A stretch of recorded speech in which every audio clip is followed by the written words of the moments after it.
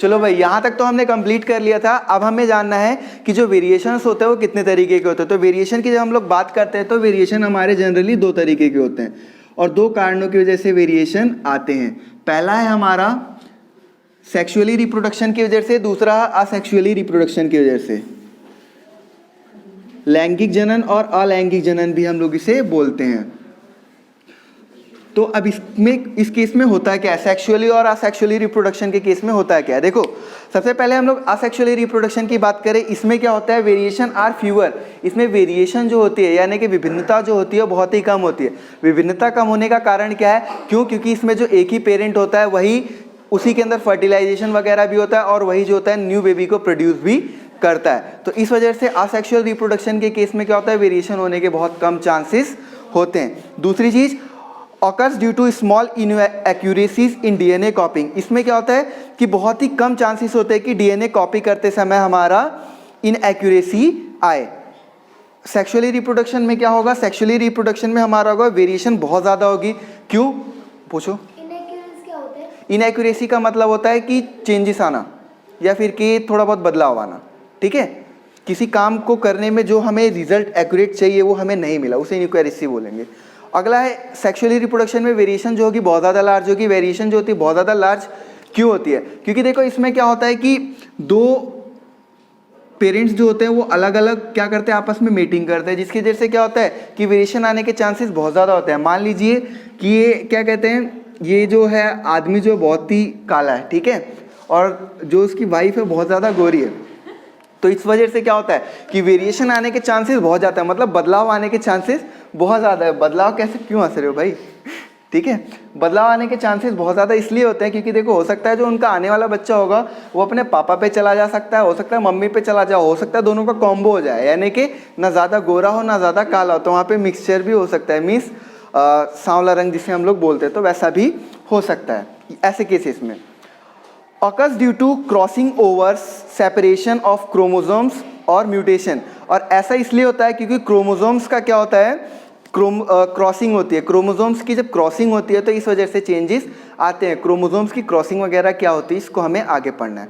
ठीक है, अब बात आई थी म्यूटेशन की कि म्यूटेशन का मतलब क्या होता है। मैंने आपको कहा था कि आपको बताऊंगा भाई कोरोना के बारे में कि कोरोना ने अपने आप को किस तरीके से अपने अंदर म्यूटेशन लाया और किस तरीके से अपने अंदर चेंजेस लाया है। तो म्यूटेशन की हम यहाँ पे बात करें, म्यूटेशन का मतलब ये है कि चेंजेस आना है। जैसे हम लोगों ने बात किया था कि कोई भी ऑर्गेनिज्म क्या करता है, अपने टाइम के अकॉर्डिंग या सिचुएशन के अकॉर्डिंग अपने आप को चेंज करते रहते हैं। जैसे हम भी हैं, हम भी अपने आप को चेंज करते रहते हैं। अभी इतनी सर्दी पड़ रही है, अगर कैप लगा के नहीं आओगे, गर्म कपड़े पहन के नहीं आओगे, क्या होगा, सर्दी लग जाएगी, है ना, ज़्यादा लग गई तो मर जाओगे, और क्या हो सकता है, इससे ज़्यादा तो नहीं होगा कुछ। ठीक है, तो इसलिए हमें क्या करना पड़ता है, हमें भी अपने अंदर जो है चेंजेस लाने पड़ते हैं। ठीक है, उसी को हम लोग क्या बोलते हैं, म्यूटेशन बोलते हैं। तो कोरोना जब फैला था चाइना से तो उसने भी क्या किया, अब वो पूरे वर्ल्ड में फैल गया अलग अलग जगह पे। तो सितंबर का केस ऐसा था कि सितंबर में इंग्लैंड में कुछ केसेस ऐसे पाए गए जहाँ पे ये देखा गया कि कोरोना अपने आप को धीरे धीरे डेवलप कर रहा है। अब क्या हो रहा था, एंटीबॉडी बनाने लग गए थे, लोगों का प्लाज्मा थेरेपी वगैरह से इलाज होने लग गया, मेडिसिन वगैरह, वो लोग जो जिनको कोरोना हो चुका और उन्होंने अपने आप को रिकवर कर लिया तो उनकी जो एंटीबॉडी बन चुकी थी अब वो एंटीबॉडी के ऊपर भी वो वर्क नहीं कर रहा है। यानी कि इस तरीके से लगभग 15 से 16 किस्में हैं इसकी, जिसमें भी क्या होता है कि कोई जो है ज़्यादा खतरनाक होता है, कोई कम खतरनाक होता है। तो एक जो इससे भी खतरनाक है जो कि लगभग 70 गुना तेज़ी से फैल रहा है, जो नई वाली वैरायटी कोरोना की आई हो 70% फास्टर जो है फैल रही है पिछले कोरोना से। इस वजह से इंग्लैंड में तुम सुना होगा तुम लोगों ने न्यूज़ में कि वहाँ पे जो है लॉकडाउन फिर से लगा दिया है। मतलब इंडिया में तो फिर भी सिचुएशन अभी स्टेबल है, लेकिन भारत ने भी जो है सारे के सारे फ्लाइट वगैरह जो है बंद कर दिया। ऐसे कुछ 8-10 देश हैं जिन्होंने ब्रिटेन के साथ पूरा का पूरा जो है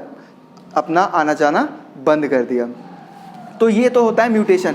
म्यूटेशन में क्या होता है, चेंजेस लाना। अब यहाँ पे बात हो रही है वायरस की, तो वायरस की प्रॉपर्टी के बारे में भी थोड़ा बहुत जान लो कि वायरस की प्रॉपर्टी क्या होती है। हिंदी में तो इसे विषाणु कहते हैं, और इसकी प्रॉपर्टी क्या होती है।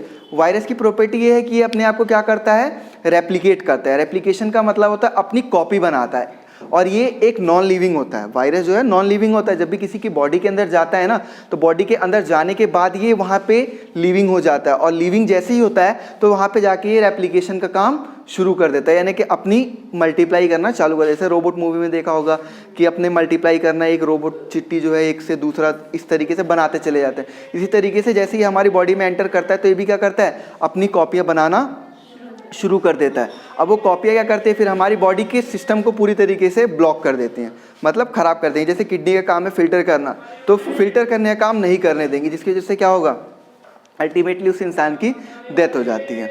ठीक है, तो ध्यान रखना, वायरस इसीलिए बोला जाता है कि कभी भी अगर आप बाहर से आए हो तो क्या कहते हैं, हाथों को आंखों पे या फिर कि किसी मुंह में ऐसी जगह पे मत लगाओ जहाँ से चांसेस हो कि वायरस अंदर चला जाए। जब तक बॉडी के बाहर है तब तक वो नॉन लिविंग है, लेकिन जैसे ही वो अंदर जाता है, आइज़ के ज़रिए, ईयर्स के ज़रिए, या नाक में हाथ डाल दिया आपने या मुंह में हाथ डाल दिया, इसकी वजह से क्या होता है कि वो हमारी बॉडी के अंदर जैसे ही जाएगा, कांटेक्ट करेगा, वहाँ पे वो लिविंग हो जाएगा, देन वो मल्टीप्लाई करना चालू कर देगा और फैलना शुरू हो जाएगा पूरी बॉडी में। म्यूटेशन की बात यही थी कि वो अपने बॉडी के अंदर चेंजेस लाता है टाइम टू टाइम। ठीक है, अब बात करते हैं हम लोग इंपॉर्टेंस, वेरिएशन की इंपॉर्टेंस क्या होती है, सब हम लोगों ने जान लिया था सारी चीज़ें।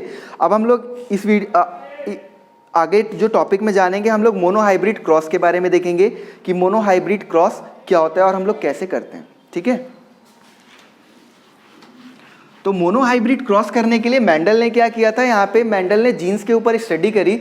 मेंडल ने मटर के दाने का एग्जाम्पल लेके उन्होंने बताया कि किस किस तरीके से हम लोग क्या करते हैं, अगर हम लोग क्रॉस कराते हैं, डाई हाइब्रिड क्रॉस कराते हैं, मोनोहाइब्रिड क्रॉस कराते हैं, तो किस तरीके से जो है चेंजेस आते हैं। तो सबसे पहले हम लोग बात करेंगे मोनोहाइब्रिड क्रॉस की, लेकिन उससे भी पहले हम लोग डोमिनेंट ट्रेट और रिसेसिव ट्रेट के बारे में जान लेते हैं कि डोमिनेंट या फिर कि रिसेसिव।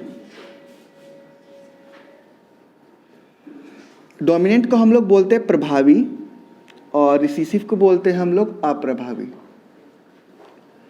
अब देखो होगा क्या, अगर हम लोग दो गैमेट्स का आपस में हम लोग अगर मेटिंग कराएंगे तो उसकी वजह से क्या होगा, चेंजेस आएंगे, और चेंजेस में कौन सा ज़्यादा प्रभावी होगा, मतलब कौन सा ज़्यादा इफेक्ट डालेगा, कौन सा डोमिनेंट होगा, उसके बारे में हम लोग देख लेते हैं। तो अगर हम लोग मटर के दाने का एग्जाम्पल लेते हैं तो यहाँ पे जो डोमिनेंट केस होगा वो होगा राउंड, यानी कि गोल होने के चांसेस ज़्यादा होंगे। दूसरा है येलो, जो उसके कलर की बात करें तो वो येलो होने के चांसेस ज़्यादा है। तीसरा वॉयलेट, उसका जो फ्लावर होगा वो वॉयलेट होने के चांसेस हैं।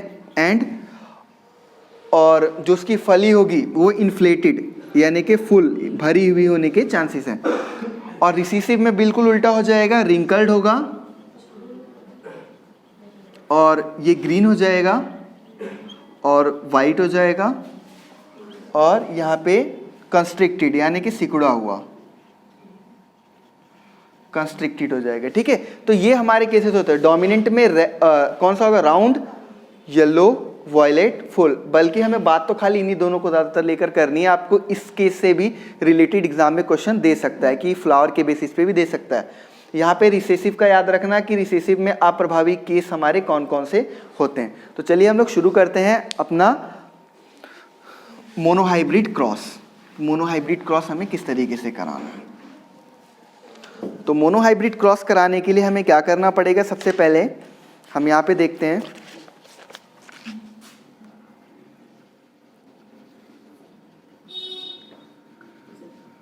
मोनोहाइब्रिड क्रॉस कराना है हमें। देखिए यहाँ पे अगर मान लीजिए हमारे पास एक टॉल प्लांट है, ठीक है, दूसरा हमारे पास एक डॉर्फ प्लांट है यानी कि एक बौना प्लांट है, एक लंबा प्लांट है, दूसरा बौना प्लांट है। यहाँ पे ये तो क्या है, ये पेरेंट है।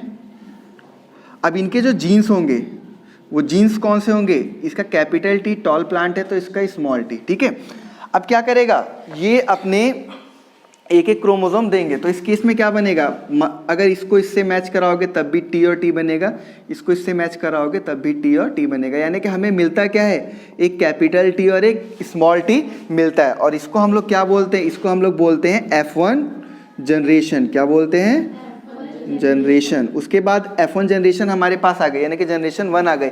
अब हमें क्या करना है, F1 जनरेशन का क्रॉस कराना है। तो अब इसके अंदर सेल्फ पॉलिनेशन होगा, तो सेल्फ पॉलिनेशन लिखेंगे हम लोग यहाँ पे। पॉलिनेशन को हिंदी में परागकण बोलते हैं। ठीक है, सेल्फ पॉलिनेशन होगा, तो सेल्फ पॉलिनेशन के केस में टी और टी ऊपर कर देता हूँ मैं इसे यहाँ पे। देखो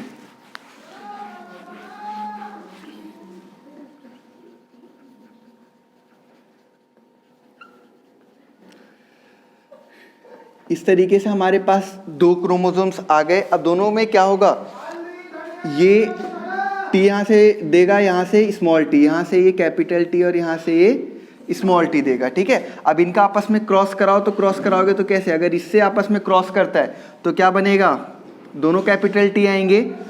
अगर ये इससे क्रॉस करता है तो कैपिटल टी और स्मॉल टी, ये इससे क्रॉस करेगा तो कैपिटल टी और स्मॉल टी, ये इससे क्रॉस करेगा तो दोनों स्मॉल टी, ठीक है। अब ये कैपिटल टी और स्मॉल टी क्या है, इनको भी समझ लेते हैं, ठीक है। तो यहाँ पे जब हम लोग वेरिएशन की बात करते हैं तो वेरिएशन 2 तरीके के होते हैं। एक तो होता है जीनोटाइप, जो कि हमें जीन्स के बारे में बताता है कि इसके अंदर मतलब कितने तरीके के चेंजेस आ सकते हैं, मतलब या तो लंबा है या छोटा है या फिर कि मीडियम है, तो ये तो जीनोटाइप, जीन्स में चेंजेस आने की वजह से। दूसरा है फिनोटाइप, यानी कि फिजिकल स्ट्रक्चर के बारे में बताएगा वो, ठीक। देखो इसमें टाइप्स कितने, जीनोटाइप्स कितने हो सकते हैं, एक ये टाइप है और एक ये टाइप है, दूसरा ये टाइप है, तो 1:2:1, ये तो हमारा हो गया जीनोटाइप, ठीक है। और हम लोग लिखेंगे कैसे, इस तरीके से भी हम लोग लिख सकते हैं, T और T और स्मॉल t। फिनोटाइप की बात करें तो फिजिकल स्ट्रक्चर के बारे में बताएगा। फिनोटाइप कितने, टोटल 3 टॉल हैं और 1 क्या है, स्मॉल है, ठीक है। तो यहाँ पे आप लिख देंगे टॉल और यहाँ पे डॉर्फ या फिर के बोना, ठीक है। अब हम ये कैसे पता लगाएंगे, यहाँ पे 3 टॉल है जबकि हम तो देख रहे हैं यहाँ पे ये केसेस हैं। तो एक चीज़ ध्यान रखना, डोमिनेंट वाला ही हम लोग उठाएंगे। डोमिनेंट हमने क्या पढ़ा था, डोमिनेंट इस केस में टॉल के लिए क्या होना चाहिए, एक टी भी अगर होगा, यानी कि अगर एक टी भी आपके पास कैपिटल होता है तो वहाँ पे वो डोमिनेंट होगा और वो टॉल ही बनाएगा। तो देखिए ये वाला केस भी टॉल का होगा, ये वाला केस भी टॉल का होगा और ये वाला केस भी टॉल का होगा। 3 केसेस में टॉल का होगा। अगर दोनों के दोनों स्मॉल है तो इसका मतलब क्या हो जाएगा, वो प्लांट जो है वो डॉर्फ हो जाएगा, यानी कि बौना हो जाएगा इस केस में। यहाँ तक हमने बात कंप्लीट कर ली। अब हम लोग आगे देखेंगे कि किस तरीके से हम लोग डाई हाइब्रिड क्रॉस करते हैं, ठीक है।